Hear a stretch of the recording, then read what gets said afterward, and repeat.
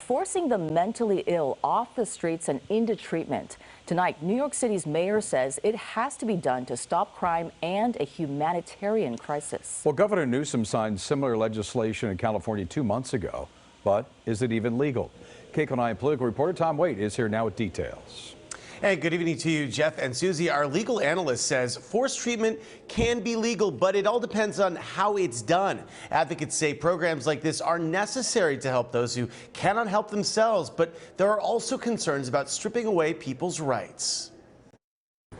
In LA's sprawling homeless encampments, mental illness is a major factor keeping many on the streets, and it's also leading to rising crime. Just 2 weeks ago, a 9-year-old boy was stabbed by a homeless man yelling incoherently as the boy was shopping at a downtown LA Target with his family. I want to talk to you about a crisis we see all around us. That's New York City's Mayor Eric Adams this week addressing his city about its own homeless crisis and crime connected with the unhoused. Adams announcing a program that will allow authorities to force mentally ill people living on the streets into hospitalization if they are deemed to be a harm to themselves or others.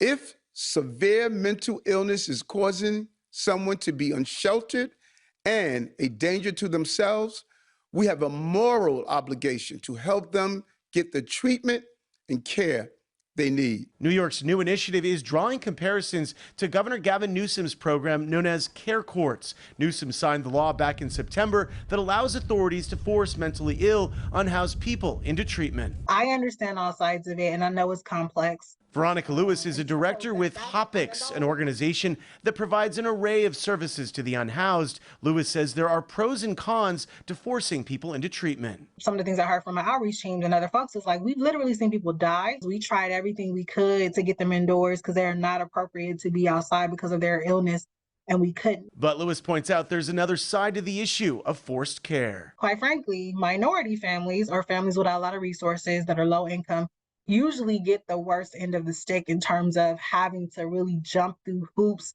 to prove something in order to restore somebody's rights. Loyola law professor Jessica Levinson explains how Newsom's new law is intended to work. There are federal and state protections when it comes to providing people who are mentally ill with treatment that they may not want or forcing them into a hospitalization situation.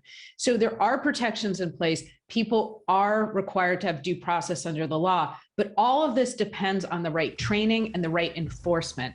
And when you lack either one of those things, you can have a legal problem. The head of the Union Rescue Mission on Skid Row says there is a dire need for authorities to have the option for forced treatment. I'm happy for New York, but I'm afraid they're going to be more aggressive about doing so, while at the same time being more compassionate.